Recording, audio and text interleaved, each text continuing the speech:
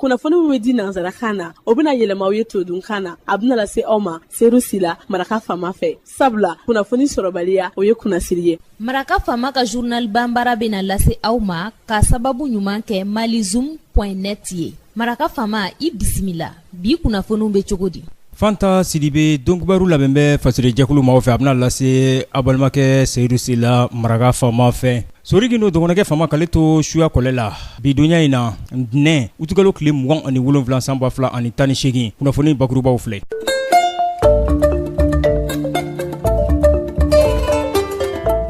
Jamana ɲɛma Ibrahim Boubacar Keita a ka masaya san 5 filanan sɔrɔlen kɔ utikalo tile 12 san 2018 jamanadenw ka kanabɔ kɔfɛ a ye taama kɛ ka taa alamisadonya tɛmɛlen Moritanikaw fɛ yen faaba kɔnɔ Nouakchott ka t'i ɲɛ da a jamana ɲɛma ɲɔgɔn kan Mohamed Ould Abdelaziz. Ministri min n'a ɲɛsin bɛ lakana ma ani jamanadenw kandali General Salif Tarawele a ye laseli ka cɛ ɲɛsin dɔnkibaru ɲininaw ma alamisadonya tɛmɛlen a ka ministriso dagayɔrɔ la AC 2000 la lahalayaw a bolila lakanda cogoya kan mun kɛra jamana ɲɛmayasigi kalata waati an ka jamana kɔnɔna na. Farafinna bondakun kan jamana ɲɛma Zimbabwe tɔgɔ la Emerson Mnangagwa a ye kalekan ta jamanadenw ɲɛkɔrɔ kunungo dɔgɔkun damadama tɛmɛlen kɔ a ka sigili tibitabaw olu tɛmɛlen kɔ ngwara dabaw ka wulikajɔw olu tɛmɛlen kɔ juillet kalo tile 30 tɛmɛlen ye. Dɔnkibaru la kumabaw olu ye nin ye minnu bɛna walawala aw ye sisadani na aw ni ce maraka faama ka journal banbara lamɛnli la.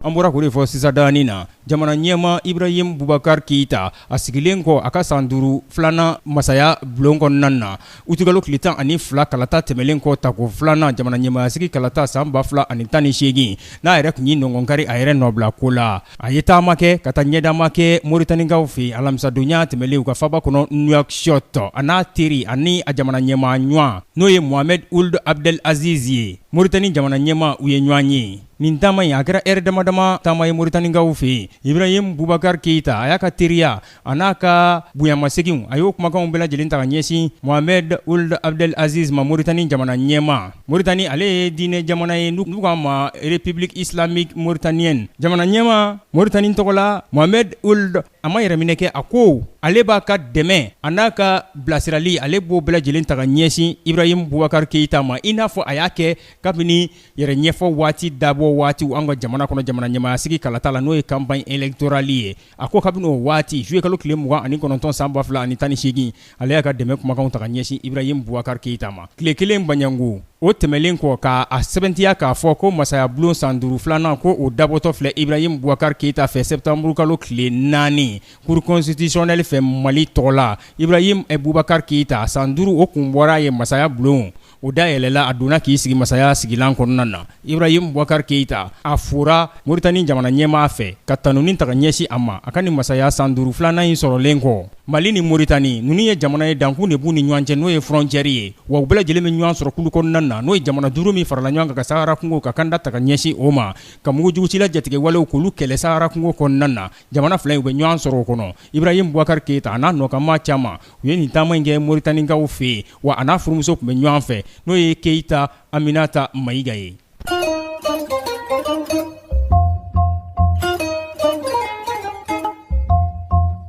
Ministri min n'a ɲɛsin bɛ lakanda ma jamana kɔnɔ ni jamanadenw lakandali General Salif Tarawele a ye laseli kɛ ka ɲɛsin dɔnkibaru ɲininaw ma a kɛrɛfɛ a ministri ɲɔgɔn kun bɛ yen mun ɲɛsin bɛ jamana lakandali bakuruba ma ani kɛlɛdencɛkɔrɔw n'o ye défense ani ancien combattant ye. Alamisadonya tɛmɛlen a kɛra u dagayɔrɔ la ACI 2000 u kumana fɛn min kan u bɛ lakanda lahalayaw ɲɛfɔ ka ɲɛsin jamana ɲɛmayasigi kalata tako filanan ma mun kɛra utikalo tile 12 san 2018. General Salif Tarawele a y'a jira k'a fɔ ko kɛlɛ tɛ ka kɛ bilen kulu ni ɲɔgɔn cɛ marifatigi kulu minnu n'o y'u boloɲɔ bila bɛnkan sɛbɛn na accord wa kɛlɛ tɛ ka kɛ u ni faamaw ni ɲɔgɔn cɛ n'o ye jamana wolomasiri taabɔ minnu bɛ ka lakanda waleya. A ko wulikajɔw kɛra lakanda bɛ se ka sabati cogo min na kalataso olu da la kalataso olu bulonbaw da la jamana fantan ani naani bɛɛ lajɛlen na yaasa maaw bɛ se ka kala ta kanabila la cogo min na a ko an ka wolomasiri taabaw foli ni tanni ka taga ɲɛsu ma u k'o jɔyɔrɔ fali la u kalekan ye ko kalataw a bɛ se ka lakana cogo min na hali debite sigi wagati ani an nagakɔrɔ kalataw n'o ye communaliw ye minisiri generali salifu tarawele a ye wele bila jamana fangamarabaaw ma ko hali bi u ka jija kɛ kɛlɛbolo bɛ se ka jiri cogo min na mugujugu ci la jatigɛ wale kɛbaw olu nɔ kan janton yɛrɛ la ani ɲɛdama k'o de bɛ a ko ja kosɛbɛ wolomasiri taabaw olu bolo n'o ye faamaw ye wa ani fɛn min ka dɔn ka fɔ jamana ka nɔbilama minnu bɛ n'o ye administrateur civil ye n'olu bɛ ka jamana forobaca k'o waleya an ka jamana fantan naani bɛɛ lajɛlen na.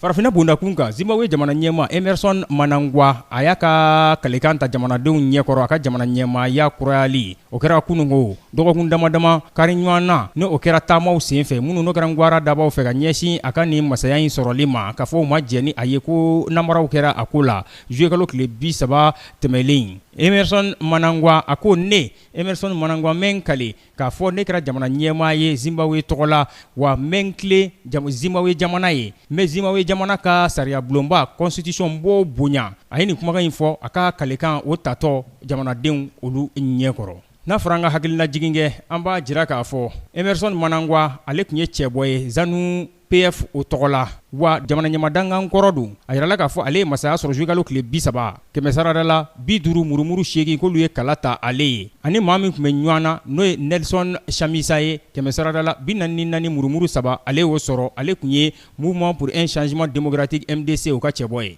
Minisiri ɲɛma Ethiopie tɔgɔ la Abiy Ahmed a ye layidu ta sibiridonya tɛmɛlen k'a fɔ ko kalata minnu bɛna kɛ u ka jamana kɔnɔna na k'a bɛna kɛ kalata jɛlenw ye kalata bɛrɛbɛnnenw ye minnu bɛ sariya bonya san 2020 waati ka tila k'a sɛbɛntiya k'a fɔ ko commission électorale min bɛna sigi k'u b'u jija cogo bɛɛ la a bɛ se ka kɛ jɛlen ye cogo min na kalata ka kɛ basigi kɔnɔna na. Nin bɛ dan sigi bi laseliw la min labɛnna fasirijɛkulu maaw fɛ k'a lase aw balimakɛ Seydou Sila maraka faama fɛ Sori Gindo dɔgɔnɔkɛ faama k'ale to suya kɔlɛ la ni Ala m'an ka jɔnya jɔna sini an na ɲɔgɔn sɔrɔ kunnafoni kuraw k'o lase aw ma radio Bɛnkan ale sanfɛ 97.7 tomi kelen fiɲɛ suuru. N'a b'a fɛ ka segin ka maraka faama ka journal Bambara lamɛn a bɛ taa malizoom.net ale sanfɛ ale ye kunnafoni di sira ye cakɛbara bɔlɔlɔ sanfɛ journal en ligne maraka faama ka journal Bambara ziiriw ani poyiw a n'a bɛɛ lajɛlen ɲa n'a ka kunnafoni dilen jataraw ni a tubabukanamaw n'a bamanankanamaw a b'a bɛɛ lajɛlen ye malizoom.net ale sanfɛ. Mun tora ne ye sa o ye ka foli ni tanni ka taga ɲɛsin aw ma a ka kanuya kurayali la ka ɲɛsin an lamɛnli n'an kalanni n'an filɛli ma a k'an bɛn sini ni Ala sɔnna ma inshallah.